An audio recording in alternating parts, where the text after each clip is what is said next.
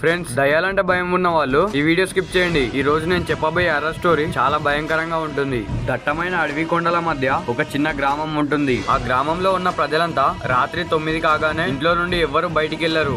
ఆ గ్రామంలో దయ్యాలు, రక్త పిశాచులు ఉన్నాయని ఆ గ్రామ పెద్దలు చెప్పుకుంటారు. ఒకవేళ చీకట్లో ఎవరైనా బయటికి వస్తే ఖచ్చితంగా తెల్లవారుజామున వరకు శవమై కనిపిస్తాడు.